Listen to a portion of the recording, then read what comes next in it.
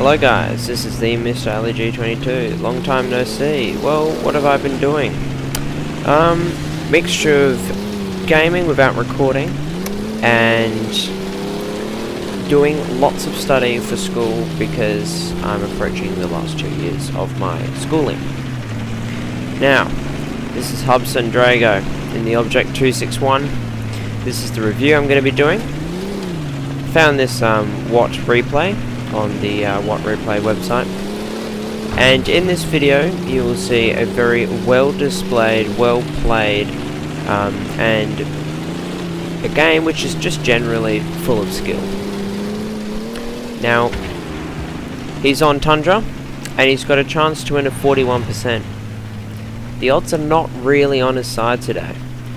You know, on the other team they got three extremely good players and 2 players who are in the 1600 category for WN8.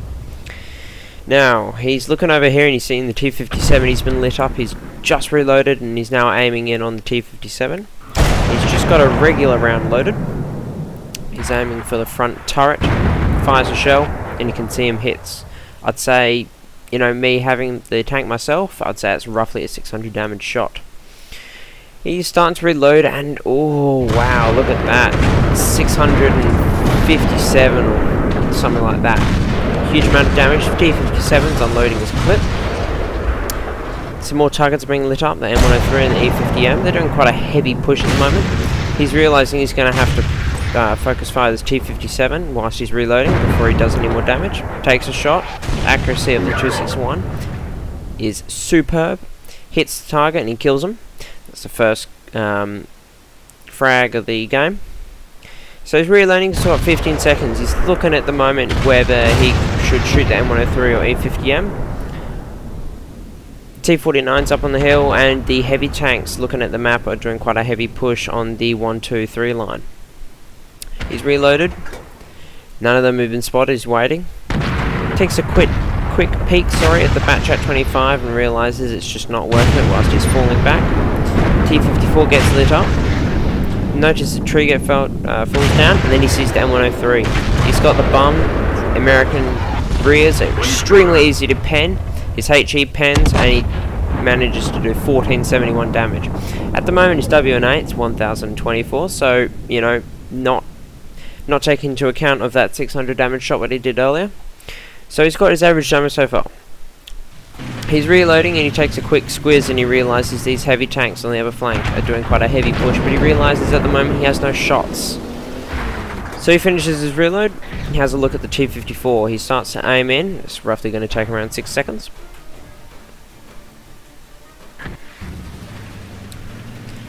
He realizes it just isn't worth it. So he has a look. He has no shots because the mountain's blocking his way. Deciding whether he should reposition to get into the heavy tanks or just keep on shooting against the hill, he decides it's a lot better for him to be shooting against the heavy tanks on the 1, 2, 3 line. So he's starting to reposition. He sees an IS-7. You can kind of see the way that he's looking at it, he's going to focus him, and yes he is. Okay. So he's still got regular shells loaded. If I was him, I'd be loading in AP. Becomes unspotted, but he's fully aimed in and he gets a shot in. Most likely with IS-7s he would have done around 500 damage. Starting to reload, 15 seconds. So far it's 2-5, there are 3 tanks down. The 1, 2, 3 line and the hill have 1 at the moment. You can see at B's 9, they've got their mediums and heavy tanks just camping. He sees the Conqueror, he decides he has to focus fire because he's now reloaded. He's on 14% health, and the Mouse and T49 will be in a bit of trouble if he doesn't take him out, because he'll flank him. Takes a shell, and he hits. Perfect accuracy with this thing. Very, very low dispersion. He starts loading AP. Interesting. He's obviously looking at the I-7, thinking he may be able to pen the front. I've done it a couple of times myself, you can certainly do it. But from this angle, it may be quite hard. Aims in at the front of the glacis, trying to get a lower glacis shot in. Stops moving. You can see there, and he misses, goes under, and it hits the ground. just short of getting the lower glacis. He's got 20 seconds. Now it's 6-7. They managed to catch up by quite a lot. Last time it was 2-5. This I-7's a bit of trouble. Be able to finish off the I-7 because the I-7's just fine. He's looking at this E100 and the E75, but he's got an AP loaded. And looking at the way that the E75's been placed, he'll be able to easily pen his front. He's aiming in. He's reloaded. Takes a fire. And that is a whopping shot. Look at that. 1241 damage. Starting to reload. Another 20 seconds. It's now 8-9. They're closing in a lot more. 9 minutes on the clock. So it's just, you know, 1/3 of the way into the game. He's looking at the E100 now, but he doesn't really have any shots at the moment. He's looking to and fro, trying to look for an option. He realizes because, you know, there really aren't many options, it's not worth taking the shot. So he's going to wait for the E100 to get in a better position. There he is. But then his reticle blooms. The Object 140 is getting a shell into his bum. Takes a shell and he bounces. He gets the track. His tracks take up all the shots and he did manage to secure the kill. He's got 19 seconds, but he most likely will not be able to get the kill. E100 is looking for some damage. Sorry, getting behind shelter. But he notices the Panzer E100. It's taking the cap. He realizes that's a priority target whilst he's still lit because the Object 140 won't be able to take him on from front. He's got AP loaded. This is his last show and he gets him straight in the front for 1012 damage. That is a cracker shot, boys. He's got 22 seconds. He's realized that he's just going to have to get this E100, otherwise he's most likely going to get killed. The 50M is being pushed by the Panzer E100 if you have a look at the map.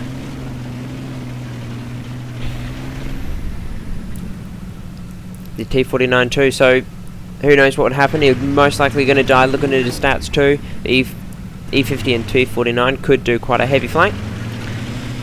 He's waiting for the E100 to be spotted at the moment.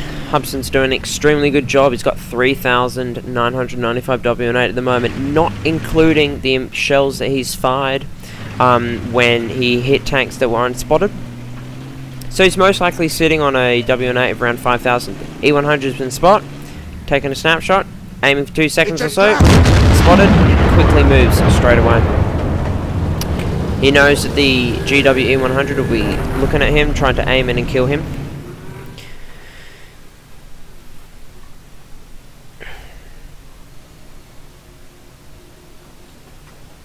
The E50M and T49 really have not done a serious push. They're kind of waiting for the Jagdpanzer to make a move. But Hubson's now reloaded. He's on 5 kills at the moment, and he's looking for that Top Gun. He sees the 4502, decides to take aim. 140 misses, takes a shell, and he gets the kill. There's his Top Gun right there. He gets spotted, so he has to quickly relocate before the arty tries to get him for his second chance.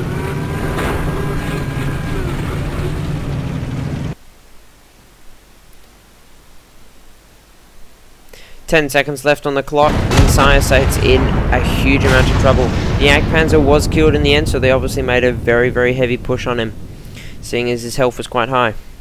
E50M takes the shell.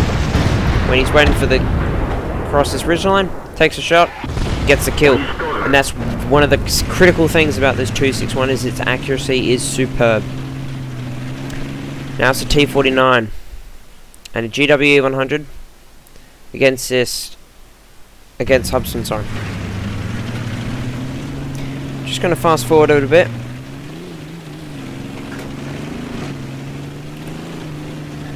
Okay, so we don't know where on earth the T49 is. Waffenträger has said GG Hubson. Very optimistic about what he can do being in an arty. He's waiting here, expecting him, but the T49 misses. GWE 100 takes a pot shot and misses. The T49's got a 15-second reload, so he's trying to be as prompt as he can. Takes a very quick snapshot and gets him for 691. He's sitting on a 7,000 WN8 game, and you know, bearing in mind the shots that he's taken early, which hit we're looking at 9,000. It's 1414 on classic 1v1. You don't really come across them often, but in this 261 with high explosive loaded and combat rations, your speed is really fast. That's one of the things against the opposition. He has the agility and he has the speed. The GW takes a pot shot because he knocked down a couple of trees. 4 minutes on the clock. Object 140 is giving him some very positive comments.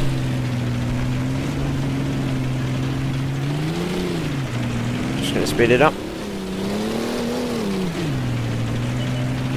And there is the GW100. He's been spotted. But the GW100, we're just finishing his reload because of his shell that he fired earlier. His reticle blooms again. He's trying to get a good shot, but he can't seem to get that shot. Takes a shell and he misses. GW100 takes a very quick pot shot. He's got 40 seconds, he's got 30. There's a problem. Big problem. This GW100 knows he's cocked up hard. Now he's already got his Radley Walters, but he wants a Radley Walters even more because he wants 9 kills instead of 8. 5 seconds to go on the clock for him to finish him off, this guy. Takes the shell and 550 damage. And there, on 6,923 damage, with an extra 600 and 400 with damage which was not counted, this game he did 7,500 damage.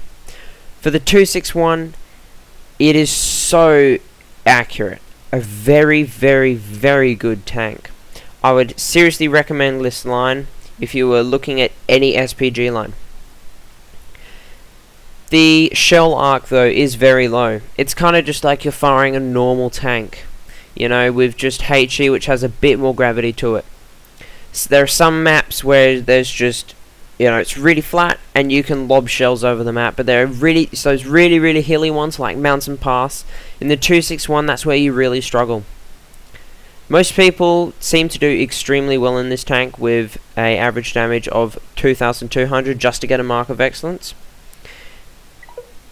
Hubson, however, did an extremely good game. As you can see, 9 kills, Radley Walters, and we're about to go into the post-game stats. Right, so Hubson managed to get Ace, Tanker, Gauls, Medal, Radley Walters, Top Gun, and High Caliber, not surprising. He got 3,860 XP and 104,000 credits. Very well done. Hubson got 8,227 total damage, with 9 kills and 1,287 base XP. He fired 15 shots, of which 12 of them hit, 2 were splash damage, and that one shot which he missed was the AP shell. He managed to defend 20 cap points due to the fact of him shooting the Jägeru. Overall, the 261 is extremely accurate with a low gun arc. I highly recommend it, as I said earlier. And thank you for watching this video. I hope you enjoyed. Signing off, the Mr. G22.